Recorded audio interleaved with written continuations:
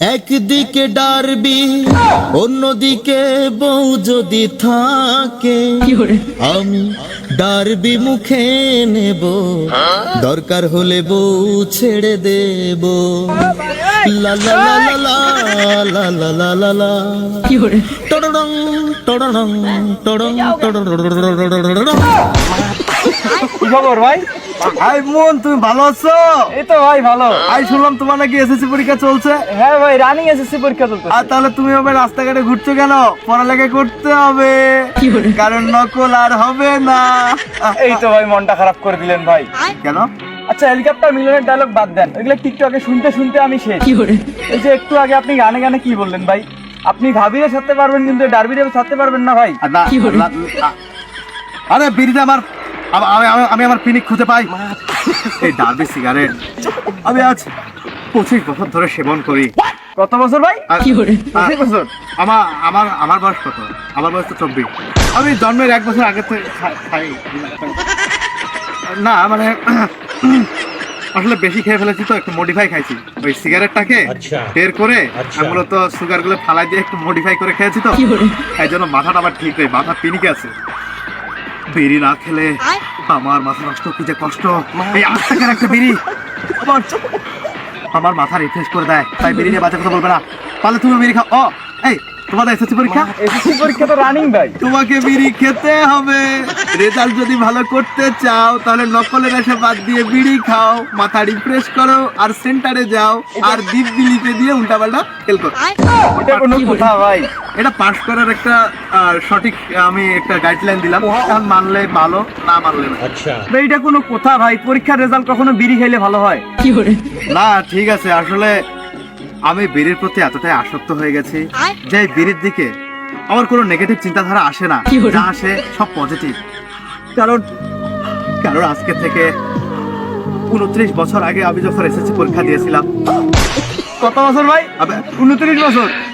ভাই আপনার বয়স কত ভাই? আপনি 29 বছর আগে এসএসসি দিয়েছেন। আমার বয়স 24। আসলে মন, এটা মনে হয় আমার বাবার এসএসসি পরীক্ষার ডেট, মনে আসলে খেয়ে ফেলছি তো বেশি। আচ্ছা যাই হোক। আচ্ছা আচ্ছা। তো সেই সিগারেট আমি তখন থেকে খাই। এই ডার্বি সিগারেট আমি আজকে 25 বছর ধরে সেবন করি। আচ্ছা ভাই, ডার্বি সিগারেটের বয়স কত? ডার্বি সিগারেটে তো এখনো 25 বছর বয়স হয়নি ভাই। আপনি কি চাপা মারে খান নাকি ভাই? না, আমি দোয়া করে খাই। দোয়া মানে?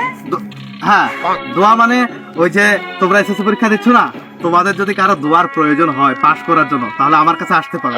100 টাকায় 1 মিনিটের দোয়া, 200 টাকায় 2 মিনিটের দোয়া, 500 টাকায় 10 মিনিটের আনলিমিটেড দোয়া। আচ্ছা ভাই, আমার জন্য একটা দোয়া করে দেন ভাই। তাহলে টাকা দিব, সমস্যা দিবা তো সত্যি? আচ্ছা দিব। আল্লাহ রে, 100 টাকা, 100 টাকা দোয়া করে দেই, তাহলে 1 প্যাকেট ডার্বি পাবো। আমিও। আয় রব্বুল আলামিন, আপনার আসমানের উপরে জমিনের নিচে, আপনার আসমানের নিচে জমিনের উপরে, বাসতলার পাশে রাস্তার ঘাটে এক গন্ডমূর্খ পাপিষ্ট, এক মেধা শূন্য পরীক্ষার্থীকে নিয়ে আমি 2 হাত তুলেছি। আল্লাহ, তুমি তার মনের বাসনা পূর্ণ করে দাও। তার এসএসসি পরীক্ষা চলছে, তাকে তুমি মেধা শূন্য করে দাও, মেধায় পূর্ণ করে দাও। আয় রব্বুল আলামিন, তার এসএসসি পরীক্ষাকে তুমি সহজ করে দাও। আয় আল্লাহ, তাকে পাস করার তৌফিক দান করে দাও। তার প্রত্যেকটা সাবজেক্টে তুমি ভালো রেজাল্ট করার তৌফিক দান করে দাও। আয় রাব্বুল আলামিন, তুমি জানো যে তার মাথার মধ্যে কিছু নাই, তার মাথার গিলুতে কিছু নাই। আল্লাহ, তাই তুমি তাকে মেধা দিয়ে তুমি তাকে প্রত্যেকটা সাবজেক্টে ফেল করায় দাও। কেন ফেল করায় দিবা? আল্লাহ, তুমি তো চাইলেই পারো পাস করায় দিতে। আল্লাহ, তুমি তার প্রত্যেকটা পরীক্ষাকে সহজ করে দাও। আল্লাহ, হেলিকপ্টার মিলনের সেই কথাবার্তা গুলোতে যেন কোনোভাবে আতঙ্কিত না হয়, ভালো করে পরীক্ষা দিতে পারে রে আল্লাহ। আল্লাহ আল্লাহ, আর কিছু বলার নাই। আল্লাহ, আপনার কাছে চাওয়ার কিছু নাই রে মাবুদ। আমার ছোট ভাই মন, তাকে তুমি পাস করে তুমি ফেল করাও, তার জিপিএ 2.11 দাও না। আল্লাহ, আপনার কাছে আর কিছু বলার নাই। সব কিছু একটা কথাই বলবো, তার কাছ থেকে এখন দোয়া শেষে 100 টাকা পাইয়ে দাও। আমি দোয়া টাকা দাও, এখন 100 টাকা। কিসের টাকা? কেন দোয়া করলাম? যে দোয়া করছেন আপনি বর্তমানে এইগুলো করে খান না? কেন? আর টাকা দাও। 100 টাকা তোমার দিতেই হবে, না হলে তুমি পরীক্ষায় পাশ করতে পারবে না। যে দোয়া করছেন না ভাই, তাহলে শুনেন, আমি তো টাকা দিব না, কারণ শকুনের দয় কখনো গরু মরে না। আমার কি তাহলে বিড়ি খাওয়া হবে না?